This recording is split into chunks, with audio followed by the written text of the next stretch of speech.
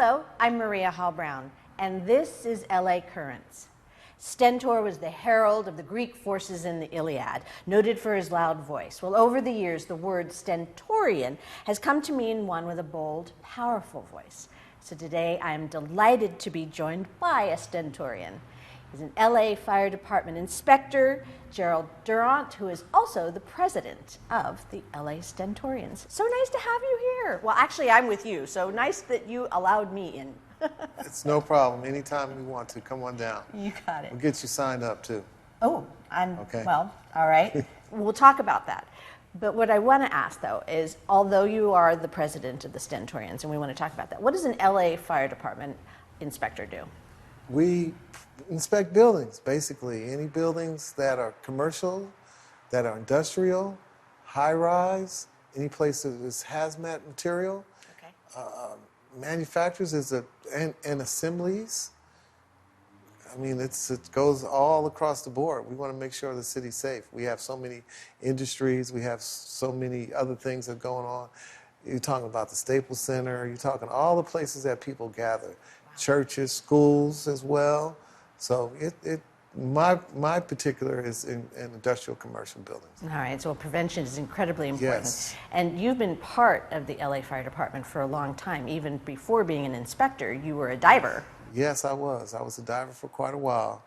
Yes, ma'am. Mm-hmm. What drew you to the fire department? I had two uncles in New York that were firefighters, so I kind of felt urged to be a firefighter. My dad used to say, you should be a firefighter. I didn't think he knew what he was talking about, but when I told him that I was going to become a firefighter, he said, I told you that. You know, maybe not in those words, but... He recognized it early. Yes. So. Well, and now as the president of the LA Stentorians, you also help young individuals here in the community, make that choice as well, do you not? Yes. We're mentors. We're people that help people. And when you are going through a process like the fire service, there's a lot of stuff that is just different than other employments or other places to work.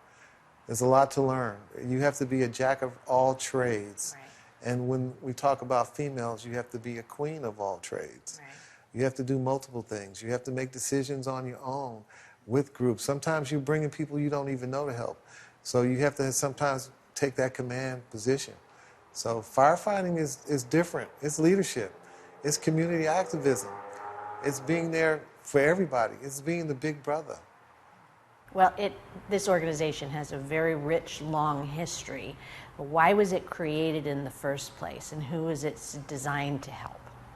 Well, when it was first created, it was in 1954, 55. Segregation in the fire service was and the men got together to help desegregate the fire service. And that's been our mission even to today. We want to make sure that unrepresented folks that are in the fire service or could be in the fire service, we want our youth, if they see us, they can believe that they can be us. So we want women, we want Latinos, we want other people that have the diversity of the city of Los Angeles. When people come from all over the world, we want them to see somebody that looks like them too. Mm-hmm. So that's our mission, is to help guide people down the right roads to be a firefighter. I've had a chance before we sat down to sort of look around the facility, and I was reading some of the photographs and some of the issues that were. It was really poignant and sad and somewhat scary, some of the atrocities that Black firefighters had to deal with in that period between segregation and integration. Yes, it was the way the nation was at that time. But when we look at just going to work and just being able to provide for our families, some of that stuff we just took because we knew there was better down the road. Just prove that we can come in and go to work and be on time and get the job done. That was our goal. So the organization was basically formed as a fraternity, in a sense, to bond together, to encourage those who might not be happy that day, and to protect each other and teach each other and stay as one. The original slogan, because I was looking up some of the history. It says, "We only fight the department on integration." So was there any kind of controversy about this organization being established in the first place, or was that just sort of to publicly state that all we're trying to do is make things better? That was the case. The folks that I talked to when I got on the fire department were a little older at the time, but there were things done to discourage African Americans, Latinos to become firefighters. And it was a way that we could bond together and encourage each other to just fight through it. That's kind of how it really came to be. And it was protection for you, too. There were places sometimes people sat outside firehouses just in case something went wrong in the firehouse. Oh, for heaven's sakes. Well, I certainly hope that that is abated, and I'm sure it has. But, you know, you have some heroes that have been part of this organization. I'm sure that they're great stories. Can you think of anyone in particular that comes to mind when you think of maybe even one of your heroes or one of the organization's heroes? When you first think about one of the people is the rookie. He's got the name the rookie, Arnett Hartsfield. He was a young man that did 20 years in the fire service. When he left, he went to UCLA, became a lawyer, went to USC, became a lawyer, and he fought for desegregation. He was one of the people that I used to sit with at the African Americans Firefighters Museum, because he would show, I mean, he was 94, he was still showing up to the museum to volunteer, and you can listen to the stories. Sometimes you heard the story a couple of times, but they were good stories. Mm-hmm. And sometimes we imagine how was it like then and how much is changed. And on several levels, it's changed quite a bit. But on other levels, it hasn't changed as greatly as we wanted it to. So let's go down the what hasn't changed route, and then let's go down the what has changed route. Well, what has changed is that we have more African Americans on the fire service. We have more women on the fire service. We become more diverse. What hasn't changed, or what is still changing, is the fact that and it's my opinion, that more needs to be done.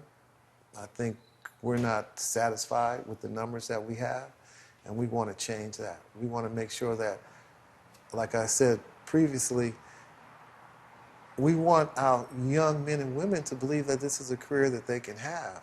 And when you're recruiting, and you say, hey, have you ever thought about the fire department? And they say, well, I've heard that was hard to do.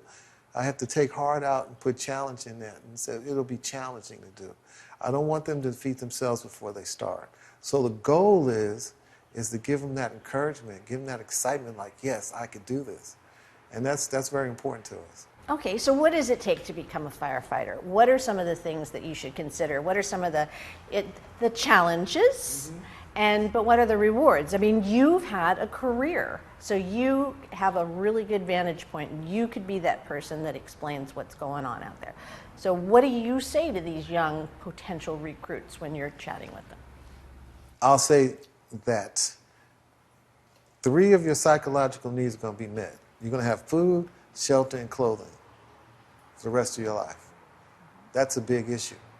Because some of the people that we recruit, they could be homeless. They could be having a hard time at home.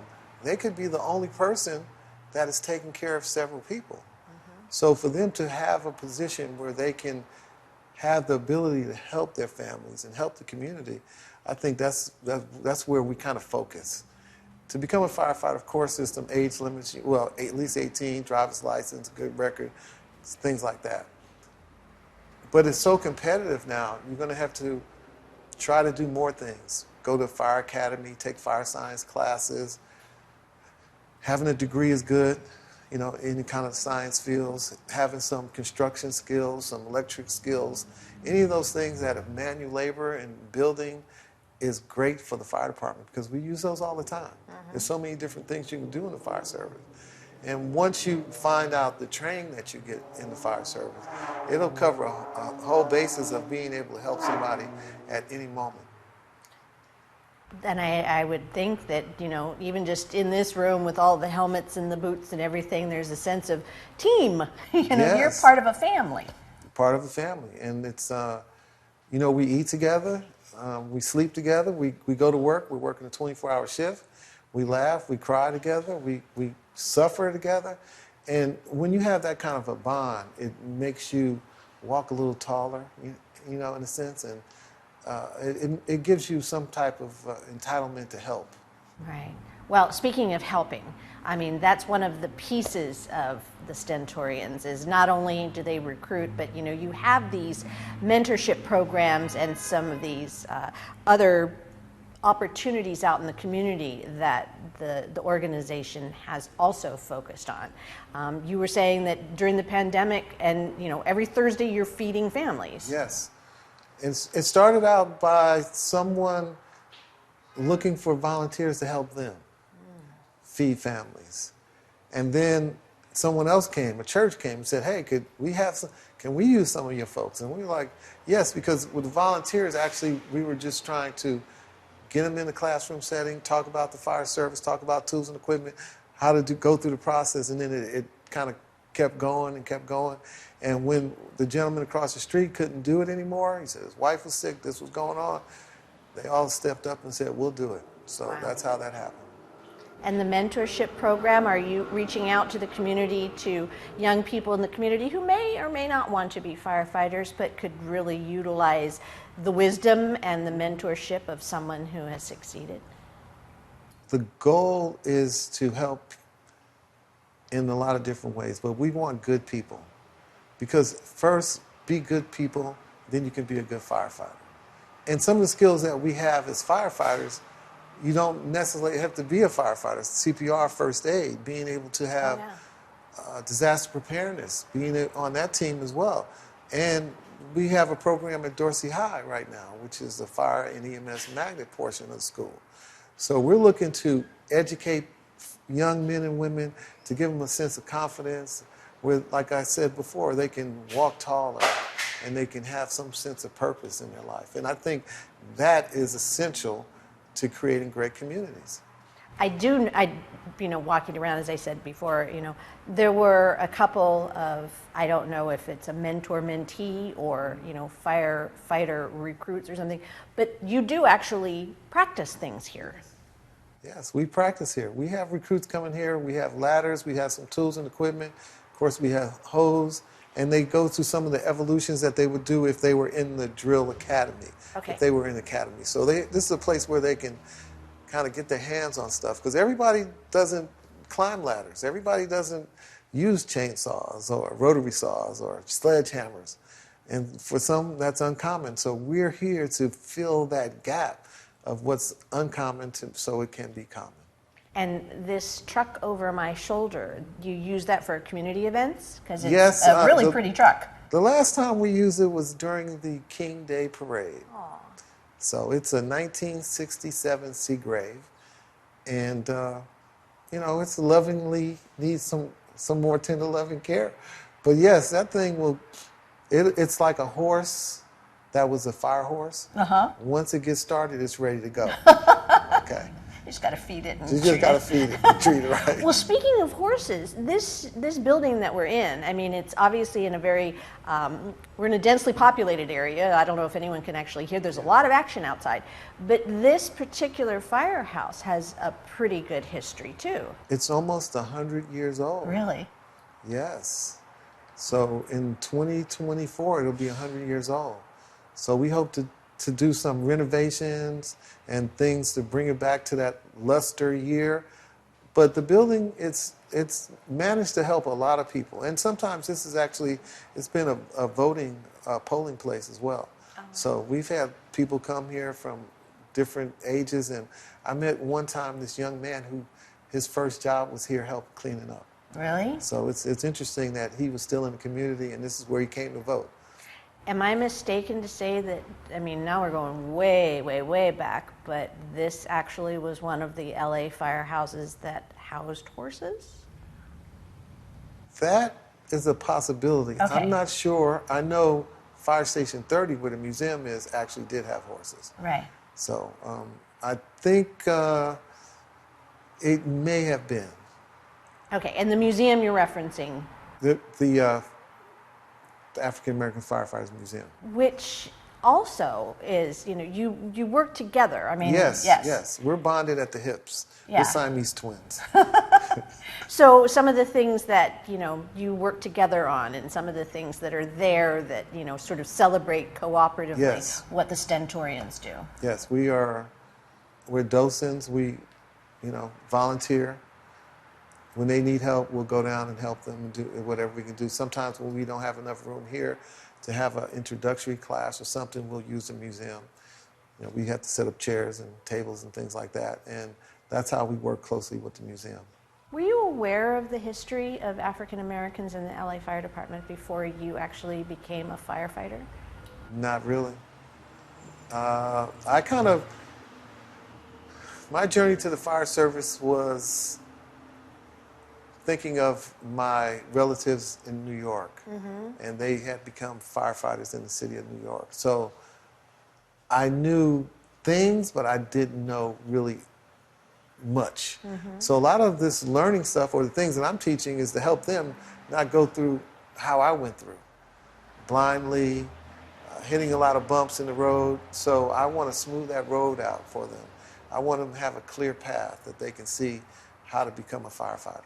And so what are some of the things that the young people say to you when they come in? I mean, because they're interested or else they wouldn't be here. But what are the things, in this very contemporary age where we're dealing with a lot of social issues, and there's been an enormous amount of focus on social injustice and some of the heartache that people have experienced. What are they saying to you? Are they worried? Are they excited? Are they thinking that things will or can change? Well, interesting, we don't really talk about that much, but we talk about being good people and helping. And for us, if you knock on the door, we're going to help you. And it doesn't matter what race, what color, what gender, what size, short, tall, we're going to help you. If this is what you desire to do, I think this is where we make a difference in the community. So some will, I drove by and I just want to see what's going on, and we'll talk about the fire service a little bit, find out what they want to do. Some of them want to make sure they continue to go to school, and we talk about some of the classes that they can take while they go to school, if they're pursuing that. Some people, there's been one lady, she was going to nursing, and she decided to come fire. In a few weeks, she might get that chance. Wow. So that's how it kind of works. We kind of do it that way. You were being very humble about it, being a small organization, but you are, it has grown over the years. I mean, now the Stentorians here in LA City, and then there's LA County, and then you have, cooperative agreements with different, so it has actually grown. There is this, this increase of people involved as well as cooperative efforts, correct? Yes, there are people that are helping. I still think we're in the embryonic stage. Well, that's good, because you can get bigger. Right, we can get bigger, and we want to get bigger, but we want to make sure that we do the right thing no matter what size we are.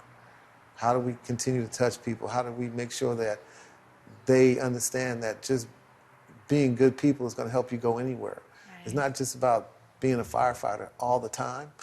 You still got to be able to help somebody get up some stairs, or, grab a grocery bag for somebody who's having a problem, or if you're at Home Depot and somebody can't get the stuff in their truck, go over there and help them. Sure. Make sure that the community understands that there's people around here who care about them. Right. A lot of times we do things on our own, and women want to be independent. Some men want to be independent. Oh no, we don't need the help. I said, okay, well, just let you know we're here. We're here to help. I don't know why, and forgive me for this allusion, but while you were talking, my immediate thought was, Mr. Rogers, telling a child, when you're in crisis, look for the helpers. Yes. So you're building the helpers. Yes, we're building the people to help. Because remember, when people need help, they'll call us up. They'll use that simple number, 911. And we're supposed to show up. There's a beautiful mural on the side of this building. Who is it, and what do they represent? And it's just stunning. Yeah, we're very proud to have that mural out there. It's Arnett Hartsfield, the rookie. It's Van Davis Jr. It was the creator of the county side of the Stentorian organization. And, you know, Hartsfield was the city side. And the actual the firefighter that you see down there is a firefighter praying.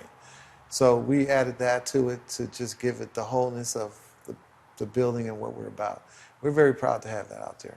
Well, it is stunning, and it's striking as you're coming down Vernon to see it. So I'm sure people are taken, you know, by it as they go by. Yeah, we were very lucky to have that sponsored. Very lucky. I'm proud of it. We try to take pictures out there all the time. Sure.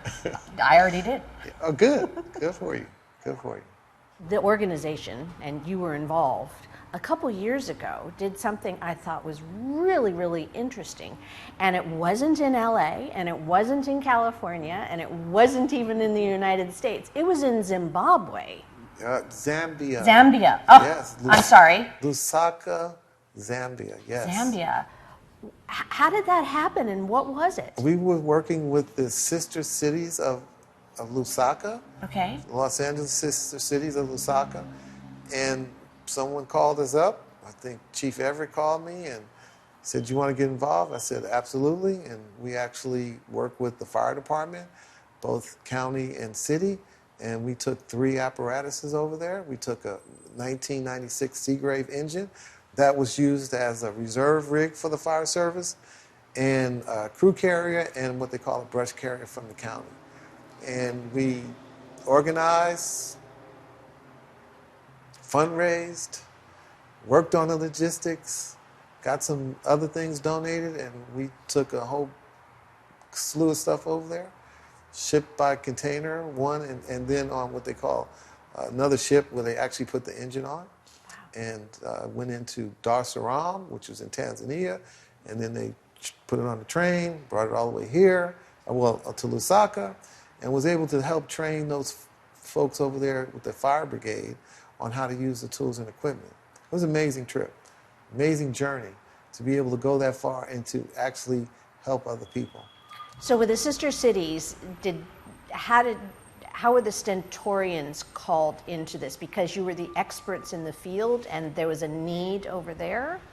Yes and no. Okay. Okay, the yes part was they called us. Just like 911. You call us, you need something done, you want to get something done. Just gotta show up. We're going to make it happen. And to have the ability to go someplace and help other folks is what we do. Wow. What an experience for you. And what an experience for, you know, the volunteers that work with you. What was that like, and how did that shift, you know, what did you see, and how did that shift who you and the organization is? Well, we looked at it as an opportunity to display some skills and some knowledge and allow them to increase their abilities to fight fire and to use the apparatus that we took over and some of the tools that we took over. When you start getting into developing countries, you don't always see the same type of equipment, monies that are being put into, you know, Los Angeles City we have stuff going on all the time. Right. In Lusaka, it might not be the same. Right. But they have people that work as firefighters over there. And you still have that bond. You're a firefighter, I'm a firefighter. Let me teach you what I know, and then you teach us what you know. And we see how that mesh. And they are very creative in how they have to do things. Of course, we have some more tools and equipment. We have the bigger rigs and that kind of stuff. Right. But we were able to do a lot with those young men and women over there. And we're happy we did. I think it's a bond. I mean, it was very sad when we had to leave. So we want to go back. Is it a possibility? Hopefully, you know, with pandemic, exactly. As soon as this stops, we'll see what we can do. We've even had conversations about bringing some of those folks over here and letting them experience what we do here as well. Well, then let's certainly hope we get on the other side of this pretty quickly Yes. so that can happen, because that seems to be an Looking forward incredible to it. opportunity. Looking forward to it. Speaking of the pandemic, you said, obviously you're handing out food. So how has the pandemic affected the Stentorians? Has it actually, have you been busier than ever, or have things kind of calmed down? Well, we have to be cautious, but we don't have the luxury of not keep moving. We don't have that luxury. There's too many people that are affected by it. We need firefighters. We have to kind of keep going no matter what. And in a pandemic situation, we wear our masks, we do our sanitizing, we do all the things that it's told that it's best to do health-wise, and but we got to keep going. Right. We can't. There's no way to stop. And how are you supported? I mean, this is a labor of love for you, but is it a labor of love for everyone that's a part of it? Most of the support is from our members for dues. We have monthly dues, which is not that much. It's very reasonable, and we're looking to expand. We want to have more funding for more programs, and we are learning how to capture that funding so we can grow.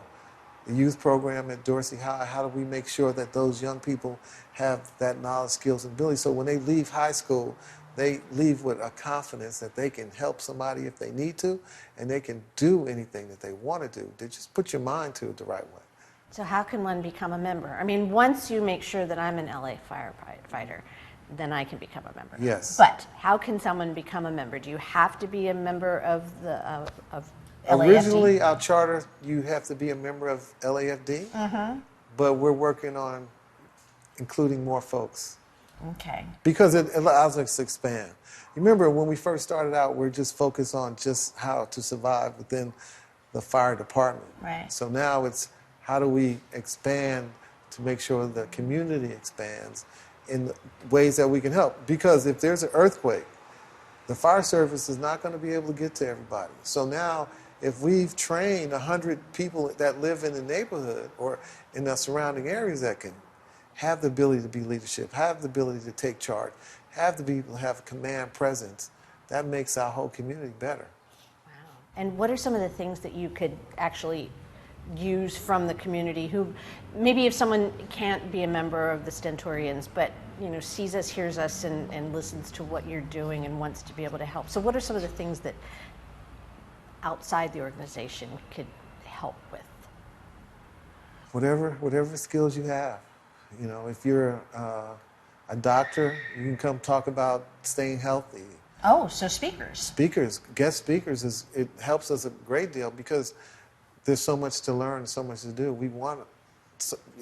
And then you can donate. You can donate in-kind donations, which we have received recently. It doesn't happen all the time, but we do. And any type of funding. Funding basically heads straight to the youth programs because we know that we want our youth strong. We want our youth confident. And some of the things that we do, that's what we do. We build confidence. All right. So if somebody wanted to get information about the Stentorians, the history of the Stentorians, the future of the Stentorians, and how they can help the Stentorians, and by the way, that's the coolest word ever. If Arnett decided on that, that's now become one of my favorite words. Even though you're soft-spoken, I feel the power in what you're saying. How can people find out about it? You can go on to our website. It's Los Angeles City Stentorians. That's our Facebook page and website as well. So reach out to us. Let us know what you want to do, and let's go get it done. Absolutely. Well, it's been a pleasure to talk to you, and let me know what I need to be your new recruit. Okay. I don't think I'm going to actually fit any of the restrictions, but it's nice to dream. It's okay. We have a job for you. I'm sure you do. Well, it was really a pleasure to talk to you. Well, thank you. I appreciate it. All right. Thank you so much. Thanks. Good having you. Thanks. And that's a wrap on this LA Currents.